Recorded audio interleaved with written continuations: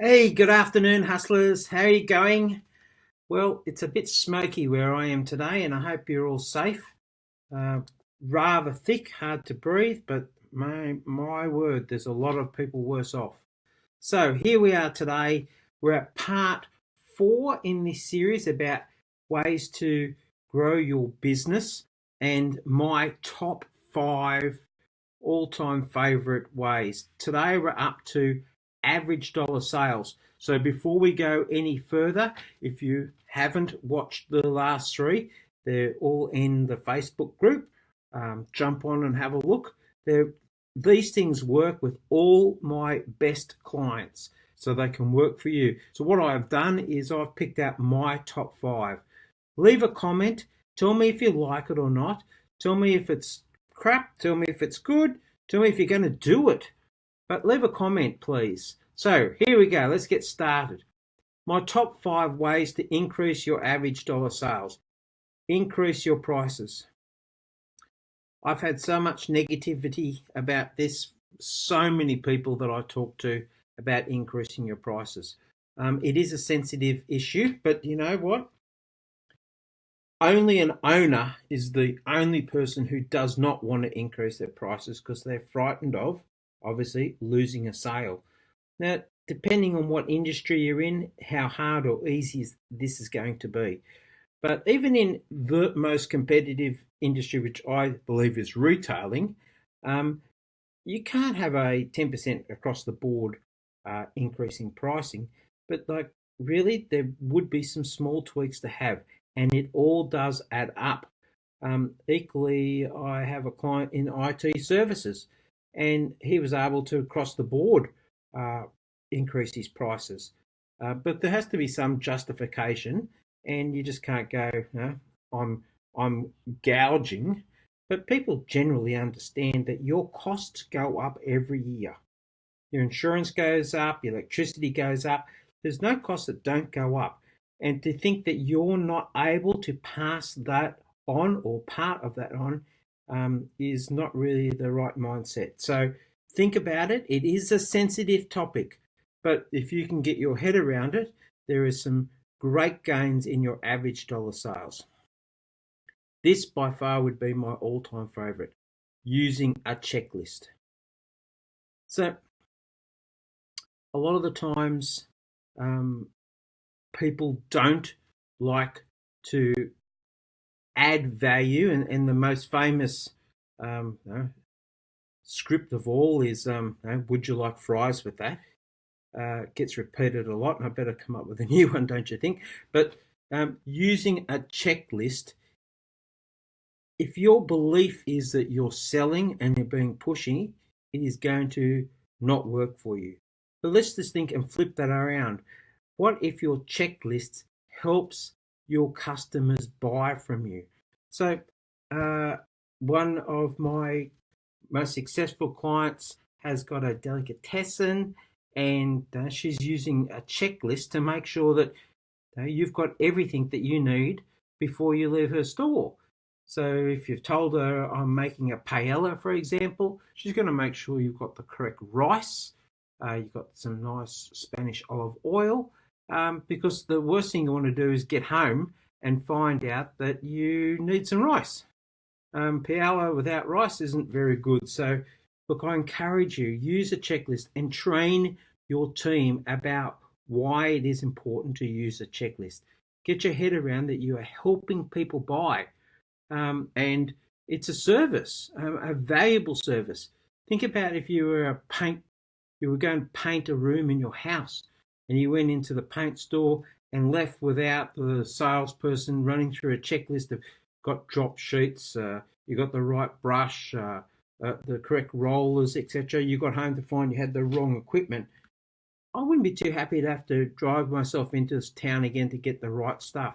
So it's just a belief that you're selling. So embrace using a checklist. Down here, stop discounting. It's a race to the bottom, people. Honestly, unless you own a supermarket and discounting is the way that the business model works. But if you're doing anything other, please stop discounting. you're worth more than that. If you value yourself only as the cheapest in town, then someone will always undercut you. Sell value, not a discount. So if you've got to win the deal by adding something extra, if you gave away 10%, for example, or you gave away 20%, that might be all the margin that you had on that job. So wouldn't it be better to find some value? Say you gave them a better quality tap fitting, for example, or upgraded to the next level of whatever that might be. But again, unless you're in the super competitive area of supermarkets, maybe really consider stop discounting. It really will have a significant increase to your average dollar sale. Give away perceived value. Now, what do we mean by here? Perceived value is something that I value highly, but I didn't have to pay for it. So loyalty programs could fall into here. Equally, as we said, in stop discounting, perceived value could be the better grade of taps. It could be the floor mats in the car.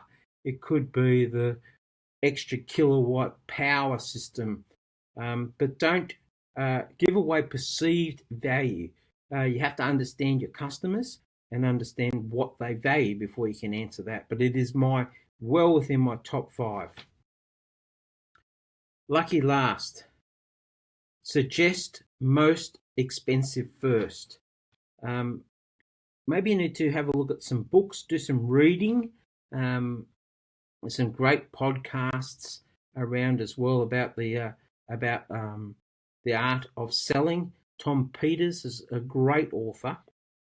But what is suggested is if you give the most expensive item first, then you suggest the cheapest, people will generally pick the middle. So if you suggest the bottom first, they most likely will take the bottom. So suggest your most expensive first, then your cheapest, then your middle ground, and watch how people generally gravitate to the middle. But often we curbside judge is what we say. Remember the story of the guy who had the old stubby shorts on and the blue singlet goes to buy the Porsche. And the Porsche dealer goes, "Mate, you can't afford one of these," and his pockets are full of cash. And he just turns around and says, "Mate, you curbside judge me, so you've lost that sale." And I know I've had that experience as well. So, great idea. Tom Peters is the author.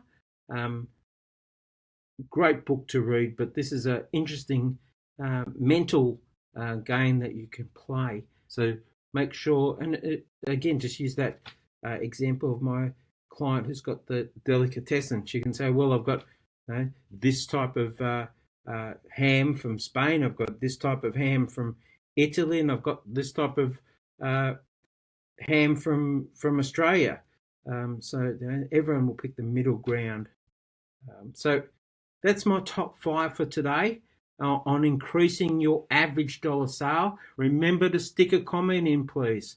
If you agree, you want to discuss it some more, you want to talk about something, we're all here to help. So have a great day and enjoy what you're doing, and have a bit of optimism about this week, because there's a fair bit of pressure on a lot of us. So it's up to us in business to show leadership, and optimism is the way to go. Have a great day, everyone. Bye.